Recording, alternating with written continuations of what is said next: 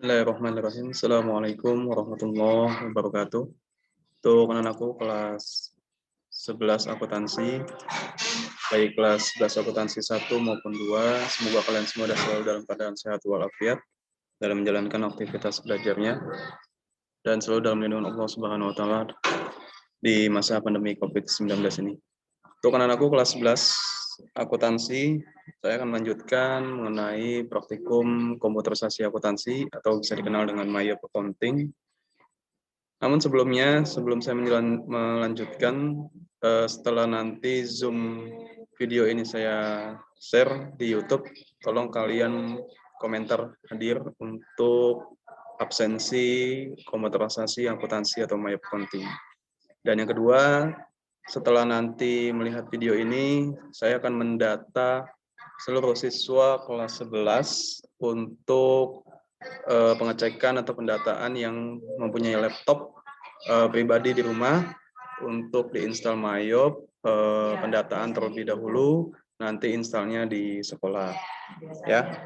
Baik, untuk anak-anakku kelas 11, saya akan mengulang kembali mengenai voucher kas kecil di komputerisasi akuntansi dan materi baru yaitu bukti penerimaan kas dan pengeluaran kas dengan sistem keterangan yaitu sebagai pelunasan faktur di dalam komputerisasi akuntansi.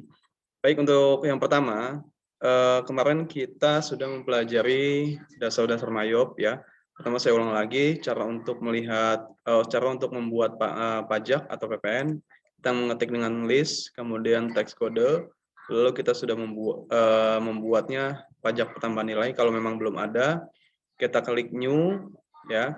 Kemudian kalau sudah ada maka akan muncul pajak pertambahan nilai. Nah, kemudian langkah yang kedua kita sudah membuat daftar customer dan supplier yang sudah kita ketik. Kemudian ini profilnya dan ini selling detailnya.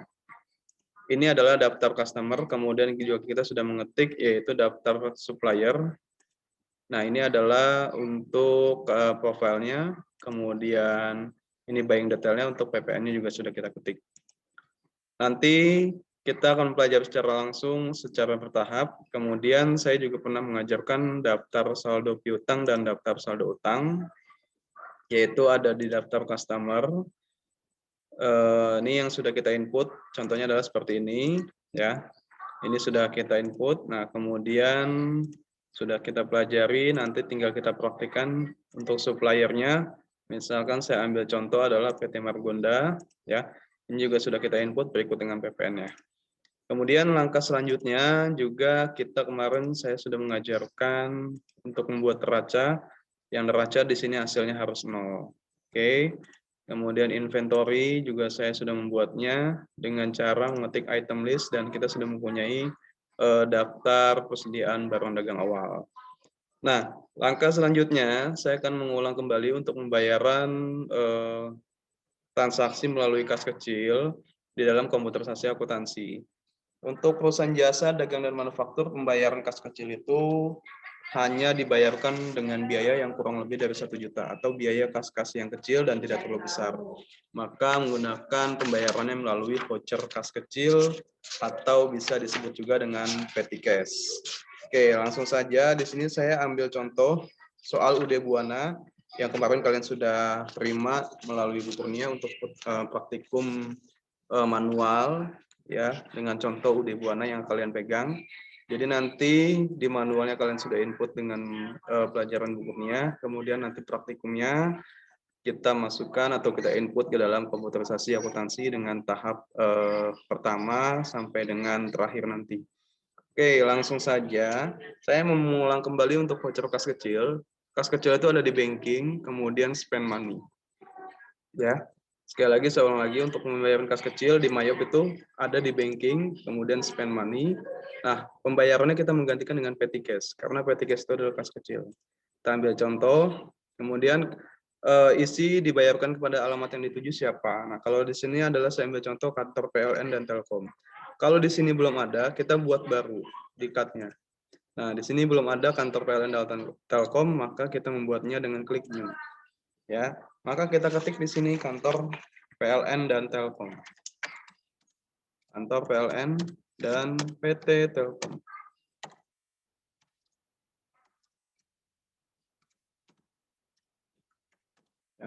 Kalau sudah oke, kalau misalkan sudah diketik, maka di sini nanti akan muncul ketika klik tanda panahnya. Ya, kita cari, nah ini kantor PLN dan Telkom. Ini kita jadikan contoh sebagai pembayaran yang alamat yang dituju. Kemudian kita isi nomor ceknya misalkan P12-2. Ini adalah nomor bukti pembayaran ya. Kemudian tanggalnya kita rubah menjadi 4 Desember 2018. Transaksi yang terjadi di bulan Desember 2018. Setelah itu kita enter, amount-nya adalah 975.000. 975.000. Ya, sekali lagi untuk pembayaran kas kecil adalah pembayaran uang atau dana di bawah 1 juta atau kas-kas yang kecil. Maka nanti masuknya adalah bukan di CIB atau melalui kas di bank, tetapi masuknya itu dalam voucher kas kecil atau di jurnal manual adalah petty cash. Ya.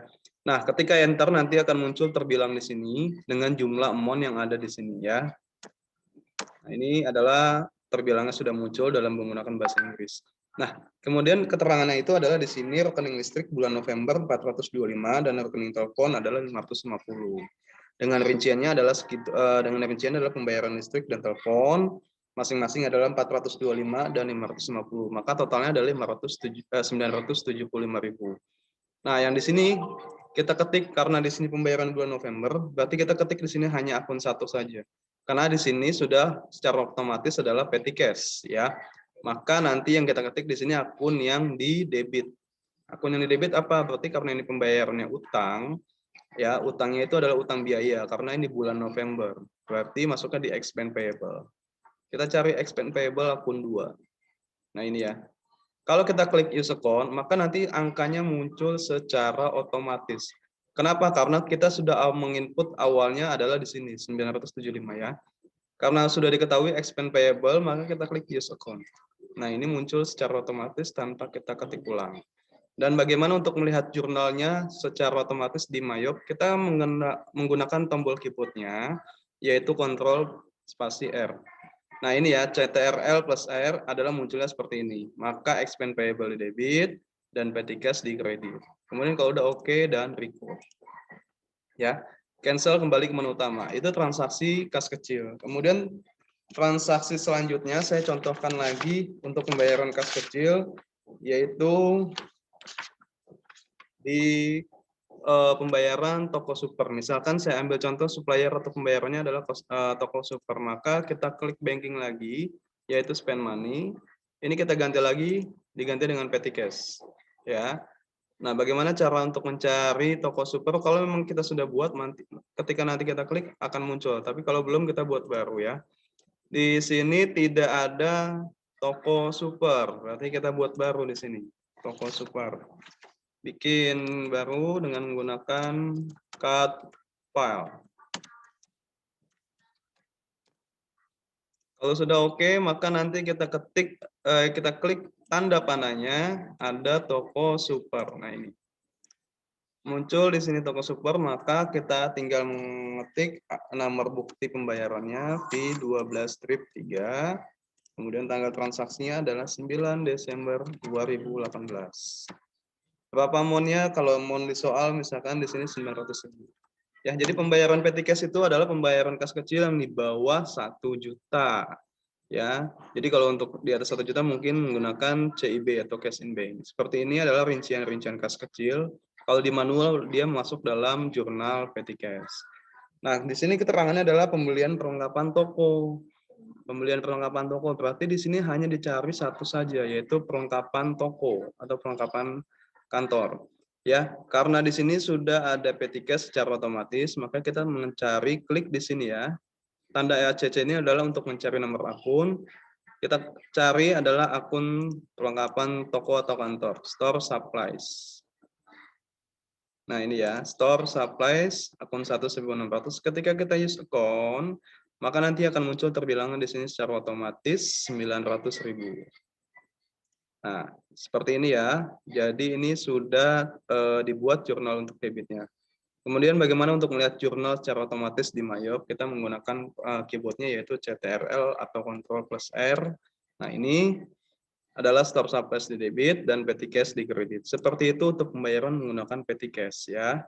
Untuk petty cash kalau sudah di-record kita kembali ke menu utama. Kemudian yang kedua, saya akan menjelaskan mengenai bukti penerimaan kas atau pengeluaran kas, tapi dengan keterangannya itu adalah pelunasan faktur. Ya, jadi pembayaran itu hanya pelunasan faktur baik di penerimaan maupun di pengeluaran.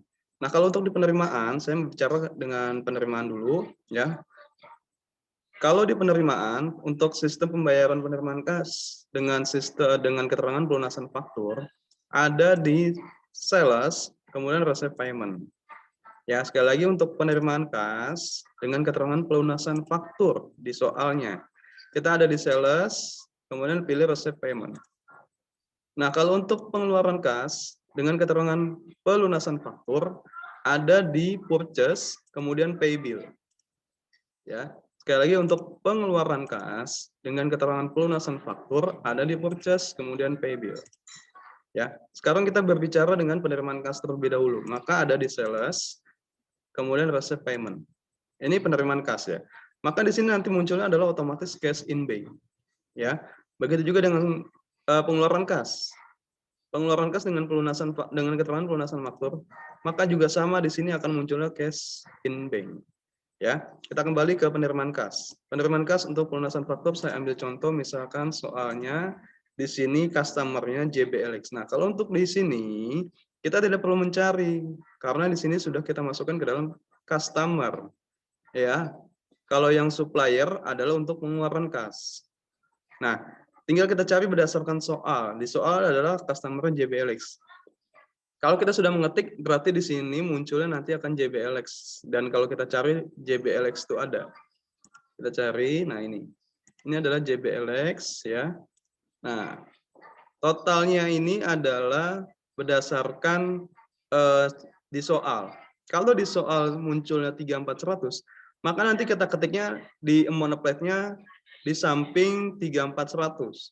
Kecuali kalau misalkan di soal munculnya 188.100 untuk pelunasannya, berarti kita ketik di sini 188.100. Di sini tidak boleh sembarang untuk mengklik. Jadi berdasarkan soal untuk pelunasan fakturnya misalkan 34.100, maka di sampingnya di sini harus 34.100. Begitu juga sebaliknya.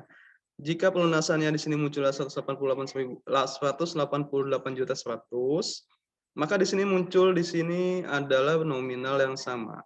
Dari mana taunya? Kita melihat soal. Kalau di sini soalnya adalah pelunasan faktur dengan jumlah 34.100. Berarti kita pakai yang atas. Ya. Namun sebelumnya ini kita isi dulu ID-nya. ID-nya itu adalah BKM. BKM itu bukti kas masuk. Strip 1. Kemudian tanggalnya saya ambil contoh 3 Desember 2018. Amount receive-nya karena di soal 34.100, kita tulis lagi di sini 34.100. Ya. Kalau misalkan kita belum ngetik, misalkan di sini masih 0, kita tidak bisa. Maka di sini angkanya 0. Kenapa? Karena ini kita belum ngetik di sini, ya. Oke. Nah, kalau kita sudah mengetik di sini 34.100 berdasarkan soal, ya, maka di sini juga akan muncul 34.100. Bagaimana caranya out of balance-nya 34.100 ini menjadi 0?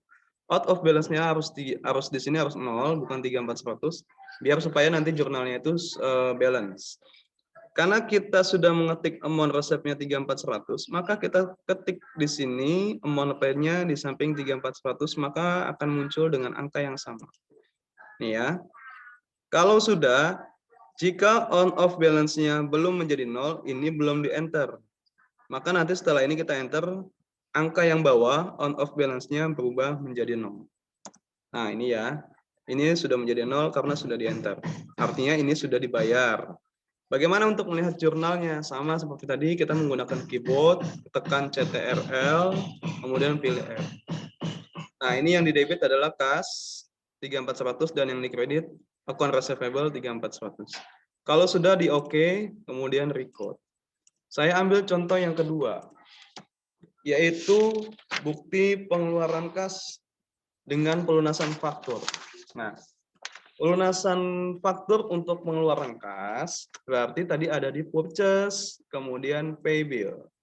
Seperti biasa di sini munculnya cash in bank. Berarti secara otomatis di sini sudah dibayar melalui cash in bank. Kenapa? Karena di sini pembayarannya lebih dari 1 juta.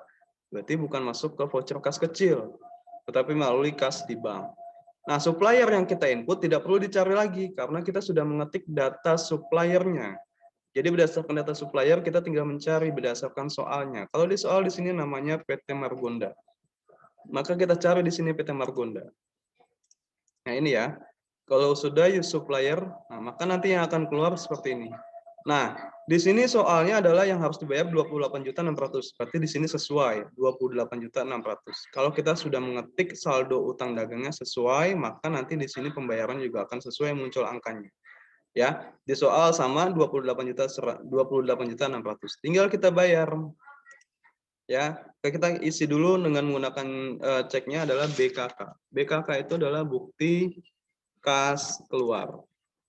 Tanggalnya adalah 6 Desember 2018. Nah, tinggal kita isi amount-nya. Sama seperti tadi, kalau kamu belum ngetik amount-nya, maka di sini juga akan 0.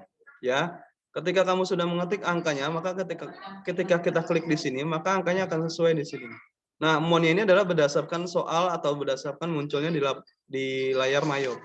Karena di sini 28.600, maka kita ketik lagi 28.600. 28.600 sudah kita ketik. Maka on off balance-nya bagaimana caranya untuk bisa menjadi 0? Caranya adalah kita klik dulu kotak yang kosong ini, amount apply-nya sesuai 28.600 ya. Karena ini masih muncul, harus kita enter. Ketika kita enter, maka out of balance-nya berubah menjadi 0. Nah, ini seperti ini ya. Bagaimana untuk melihat jurnal di Mayop? Kita menggunakan keyboard seperti biasa, tekan CTRL plus R. Nah, kalau di sini account payable yang di debit dan di sini utang yang account payable di debit, CIB di kredit. Karena ini adalah pembayaran pelunasan utang. Ya.